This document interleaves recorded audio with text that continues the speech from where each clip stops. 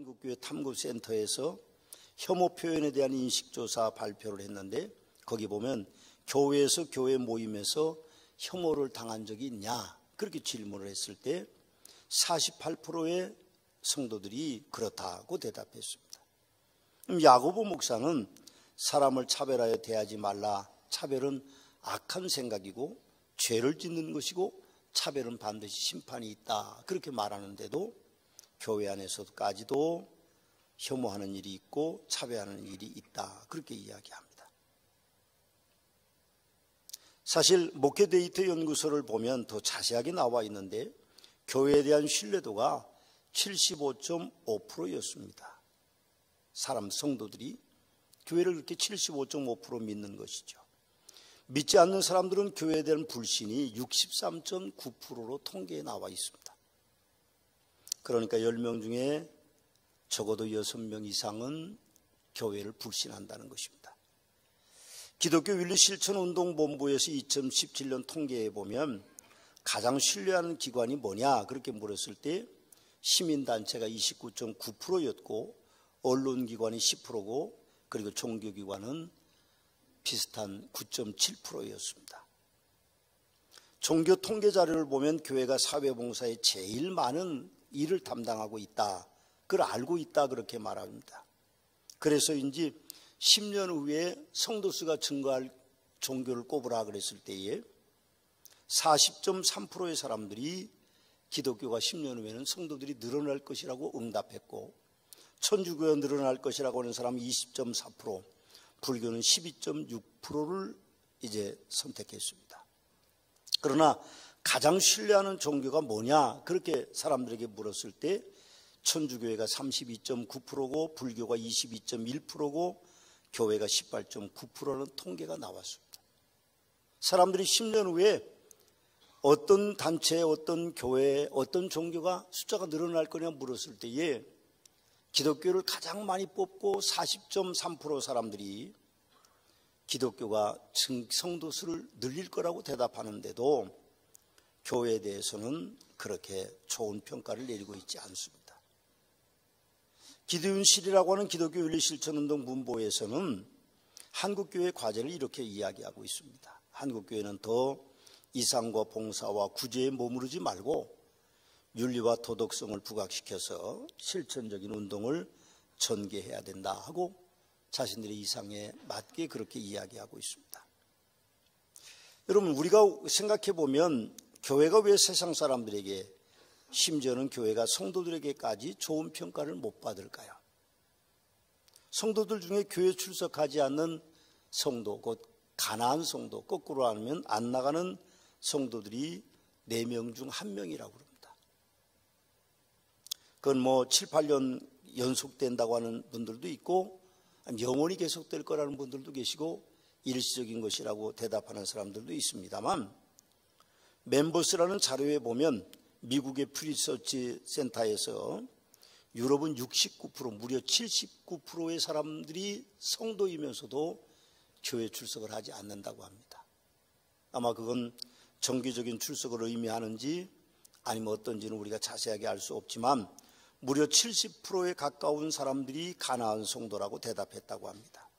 우리나라 성도는 가나안 성도가 23% 정도라고 하는데 연대별로 보면 조금 다릅니다. 40대가 가장 많습니다.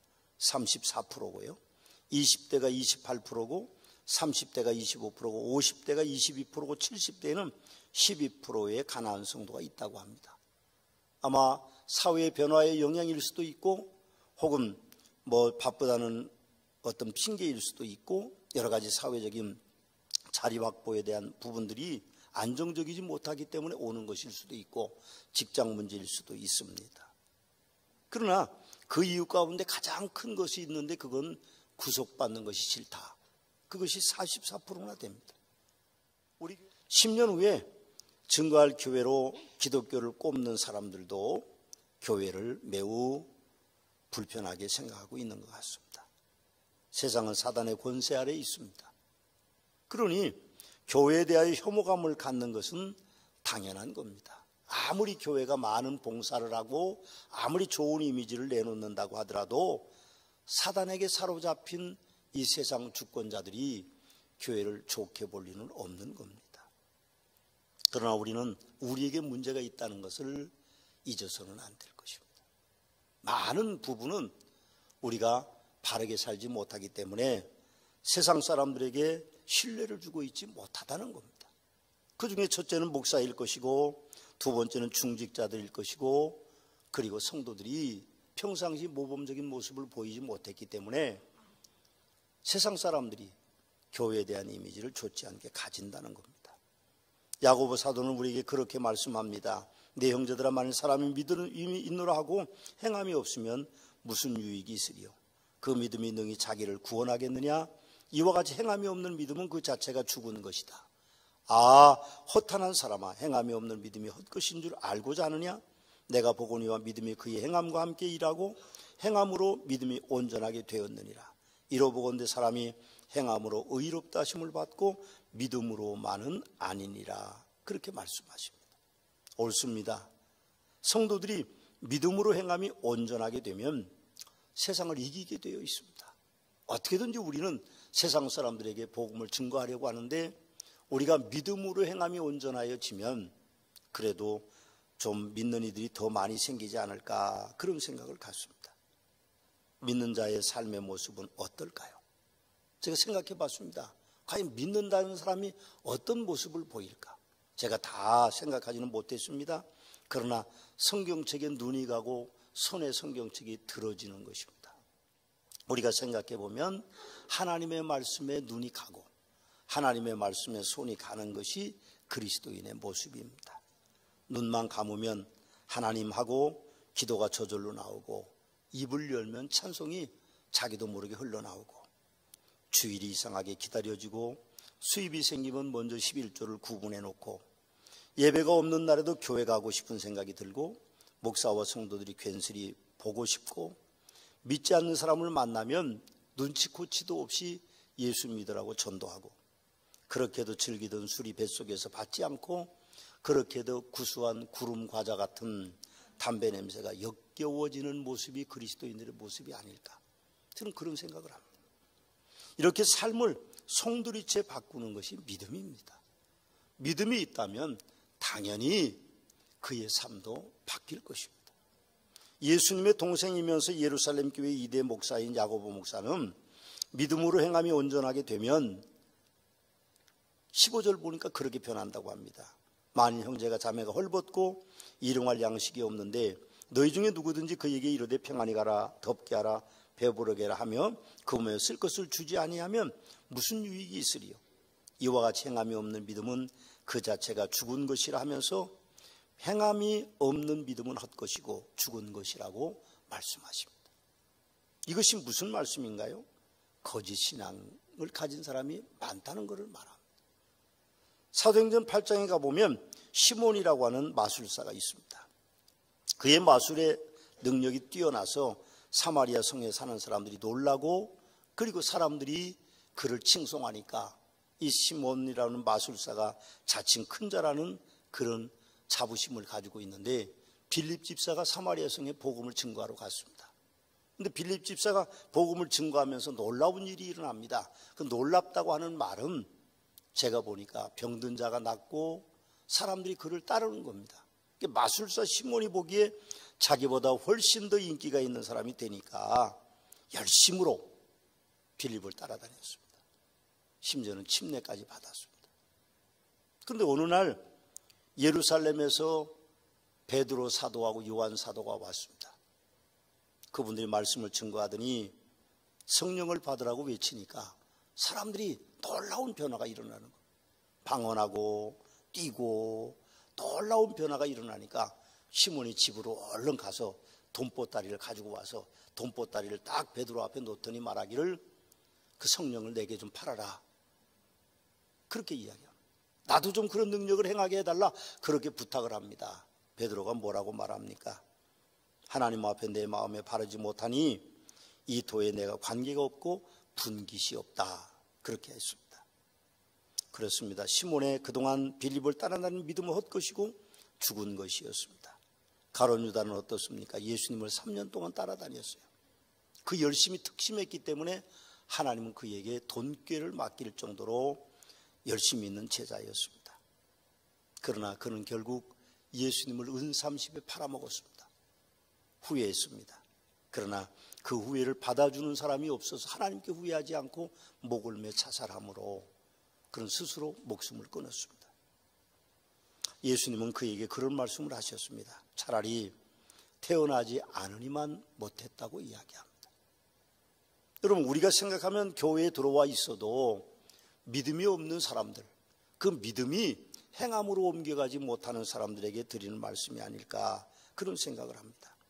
신기하게도 교회에 수년 동안 혹은 수십 년 동안 출석하시면서도 꿋꿋하게 변하지 않는 분들이 계십니다. 물론 그 책임은 저에게 있죠. 제가 설교를 잘 못하고 잘 가르치지 못하기 때문에 오는 것일 수도 저는 있다고 생각합니다. 그래서 늘 마음 안타까워 기도합니다. 아니면 아직 때가 이르지 않았을 수도 저는 있다고 생각하고 기다리고 있습니다. 그러나 저는 허탄한 사람아, 행함이 없는 믿음이 헛것인 줄 알지 못하느냐고 그렇게 안타까워하는 야고보 목사의 그 안타까움이 혹시 그분에게 임하지 않을까, 그런 염려와 걱정이 됩니다. 야고보 목사는 믿음으로 행함이 온전케 되면 아브라함처럼 하나님의 벗이 될 거라고 우리에게 그렇게 말씀하고 있습니다. 21절 23절 말씀에 보면 우리 조상 아브라함이 그 아들 이삭을 제단에 바칠 때 행함으로 이롭다 하심을 받은 것이 아니냐, 내가 보거니와 믿음이 그의 행함과 함께 일하고 행함으로 믿음이 온전하게 되었느니라. 이에 성경에 이른바 아브라함이 하나님을 믿으니 그것을 의로 여기셨다는 말씀이 이루어졌고 그는 하나님의 벗이라 칭함을 받았나니, 그렇게 말씀합니다. 아브라함은 믿음의 조상입니다. 창세기 15장 6절에 보면 아브라함이 여호와를 믿으니 여호와께서 이를 그의 의로 여기셨다고 분명하게 말씀합니다. 창세기 15장 말씀입니다. 6절 말씀입니다. 그런데 놀랍게도 하나님께서 아브라함을 여러 번 시험하셨습니다. 25년 동안 후손을 주리라는 약속을 실행하지 않으셨어요. 나이가 99세가 됐을 때에 아브라함은 포기했습니다. 하나님의 사자가 찾아왔어도 이제는 끝났다고, 우리 아내에게는 경수가 끊어요. 내 나이도 이렇게 많으니 10년 차이가 나지만 나는 이제 성적인 능력이 없어 끝났다고 그 사자에게 그렇게 이제 오히려 불만을 토로할 듯 말합니다. 그러나 하나님께서 여호와 하나님께서 아브라함에게 아들을 주셨습니다.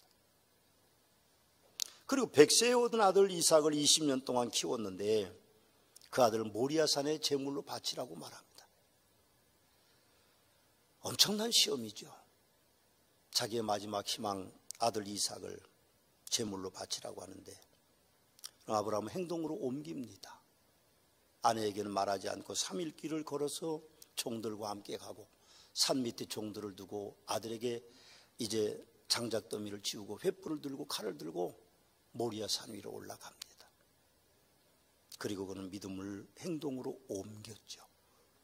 하나님이 급히 그를 말리셨습니다. 그러면서 뭐라고 말씀하셨습니까? 내가 나를 가리켜 맹세하노니 내가 이같이 행하여 내 아들 독자도 아끼지 아니하였은즉 내가 내게 큰 복을 주고 내 씨가 크게 번성하여 하늘의 별과 같고 바닷가의 모래와 같게 하리니 내 씨가 그 대적의 성문을 차지하리라. 또 내 씨로 말미암아 천하 만민이 복을 받으리니 이는 내가 나의 말을 준행하였음이라. 그렇게 말씀하심으로 아브라함의 믿음이 행동으로 옮겨가도록 하셨고 결국 아브라함은 하나님의 놀라운 축복을 받고 우리의 믿음의 조상이 됐던 것입니다. 믿음은 좋은 쪽을 선택하는 것이 아닙니다. 오해하지 마십시오. 혹시 여러분들이 믿음 생활하면서 좋은 쪽을 선택하는 것이 믿음 생활인 줄 알지만 그렇지 않습니다. 선을 따라가는 것이 아닙니다. 하나님의 뜻을 따라가는 것이 믿음 생활입니다. 믿음은 행동으로 옮겨지는데 내가 생각하는 대로 따라가는 것이 아니라 하나님의 뜻에 우리가 순종하는 것입니다. 25절 26절 말씀에 보면 기생 라합이 사자를 접대하여 다른 길로 나가게 할 때에 행함으로 위로감을 받은 것이 아니냐, 그렇게 말씀합니다. 여러분, 놀랍게도 라합이 칭찬받은 것은 자기 민족을 배신하는 것이었습니다. 그게 어떻게 칭찬받을 일입니까? 여리고 성에는요, 이스라엘 백성들이 하나님 명령하시되 생명이 있는 것은 아무것도 남기지 말아요. 짐승까지 다 모조리 죽이라고 그랬습니다. 그런데 기생 라합의 가족만 구원해 주셨습니다. 라합이 자기 백성들을 배신한 겁니다. 자기 백성들의 아니보다 자기가 쌓아온 삶의 터전보다 난생 처음 본 사람을 도피시켜주는 것이었습니다. 그것이 선이 아닐 것 같습니다. 제가 생각합니다. 그러나 하나님이 그에게 믿음을 주셔서 그 믿음을 행동으로 옮기는 것은 하나님의 뜻을 따르는 것이었습니다. 저는 목회하면서 믿음이 행함으로 이어지지 못하는 성도들을 많이 보고 있습니다. 길가와 같은 성도들도 있고 돌짝밭과 같은 성도들도 있고 가시떨기밭 같은 성도들도 있고 옥토와 같은 성도들도 있습니다. 새가 와서 먹어버렸고 해가 돋아서 뿌리가 없어졌고 가시가 자라서 기운을 막아버렸습니다. 그럼 심지어 어떤 성도들은 옥토와 같이 좋은 땅에 그 씨앗이 뿌려졌는데도 하나님이 주시는 선물을 잘 활용하지 못하고 삶으로 옮겨가지 못하는 성도들이 많이 있습니다. 그분들은 대부분 자신의 필요를 따라 자기의 유리한 쪽으로 행동하는 분들입니다. 많이 보았습니다. 그것이 자기의 의의라고 생각합니다. 그러나 하나님의 의의와 자기의 의의는 전혀 다른 겁니다. 나는 이것이 옳다고 생각하지만 우리는 한 번쯤 기도해 봐야만 됩니다. 혹시 기도는 안 하더라도 한 번쯤 깊이 마음속에 새겨봐야 돼요. 이게 하나님의 뜻인지 그렇지 않는 자를 우리가 새겨봐야 될 필요성이 있습니다. 여러분, 기도하면서 눈 뜨실 때, 기도실에서 나올 때 나는 죽고 하나님이 사시도록 그렇게 해야 됩니다. 내가 살아서 나온다면 오히려 그것은 기도하지 않으니만 못하는 것입니다. 야고보 목사는 행함이 없는 믿음은 그 자체가 죽은 것이라고 했습니다. 여러분, 예수님을 찾아온 12일의 혈루증을 앓던 여자가 있었습니다. 예수님의 말씀을 듣고 마음에 믿음이 생겼어요. 그분이 기도해 주면 나을 것 같은 믿음이 생겨서 기도를 부탁하고 싶어도 부끄러운 병이기 때문에 예수님께 부탁을 하지 못했습니다. 그러나 예수님을 따라다니면서 그 여인의 마음속에 무슨 생각이 들었는가 하면 예수님의 옷자락만이라도 만지면 낫겠다고는 믿음이 생겨서 그 행동으로 옷자락을 만지는 행동으로 옮겨졌을 때에 그 여인의 혈류병은 근원조차 없어져 버리고 말았습니다. 그 여인의 믿음대로 혈류증이 나았던 것이죠. 그리고 놀랍게도 예수님은 그 여인의 행동을 귀하게 보시고 그 여인에게 구원을 허락하셨습니다. 순교자의 피로 무장되어 선교 100년의 역사에 기독교 역사를 찾아볼 수 없는 놀라운 기적을 대한민국 교회는 이루었습니다. 성공신화를 이룬 것이죠. 그러나 대한민국 교회는 값싼 복음에 휘둘리고 있습니다. 믿음, 행함, 이것이 서로 잘 조화되지 않으면 우리의 믿음은 죽은 것일 수도 있습니다. 하나님의 말씀을 들으시는 서문학교의 사랑하는 성도 여러분, 말로만 성도가 아니라 무리만 성도가 아니라 믿음이 그의 행함과 함께 일하고 행함으로 믿음이 온전케 되는 복된 성도들이 되시기를 주님의 이름으로 축원합니다.